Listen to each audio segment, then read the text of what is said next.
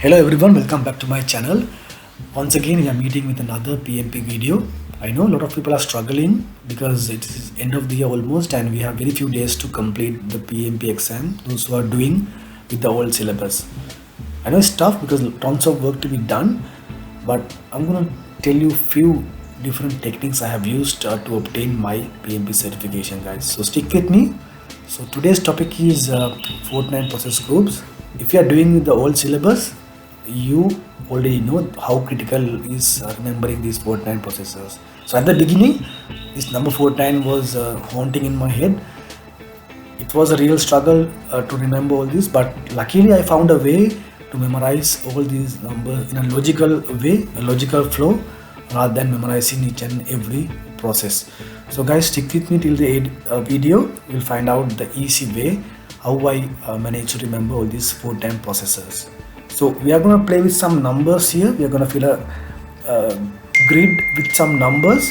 So watch the video till the end, guys, and try to practice this again and again, like for 3 days. Once you do it for 3 days, you'll be good to go. You'll be memorizing almost all the processes in this fortnight process groups. So guys, you need to remember few things. You need to know the process groups and the knowledge areas. So as you know, during the exam will be scored, will be given marks according to its process groups. So I think you already know these process groups: initiation, planning, execution, monitoring, controlling, and closure. And then you also need to know now how many processes under these process groups. So initiation 2, planning 24, execution 10, monitoring, controlling 12, and closure 1. At the same time, guys, you need to remember the knowledge areas. I know at the beginning it was a struggle for me as well, like memorizing and also memorizing them in a order. So by doing this for like 3 days, I managed to memorize everything in the perfect order very easily without an extra effort. So integration, scope, schedule, cost, quality, resources, communication, risk, procurements, and stakeholders. So guys, like you remember the number of process group under each processes, you need to remember the knowledge areas process as well. So it's very easy, like you remember a phone number of one of your close relatives, close person, a close friend. It's once again a number you need to remember. The magic number is 766 436 3734. I'll repeat the number, that is 766 436 3734. So write this number again and again. Take a piece of blank paper, write this number again and again until you remember this number, because this is the trick behind the whole story, whole logical flow.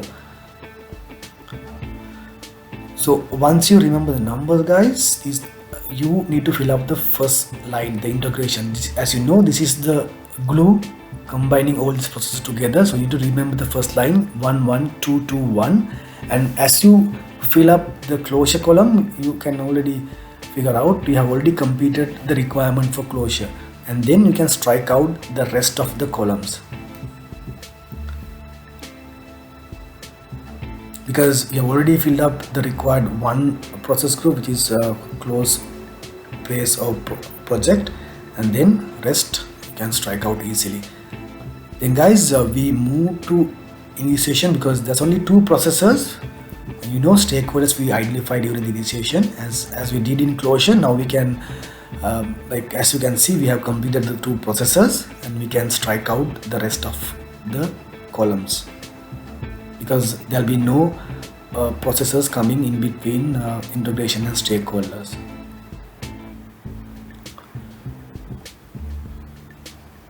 So once you do that, then we are looking at the small knowledge areas, like which has only 3 processes: quality, communications, and procurements. These knowledge areas has only 1 process each for planning, execution, and monitoring. So I'm filling up them now. So once you do that, you can fill up the stakeholders as well, because that has only four processes. You just fill them out.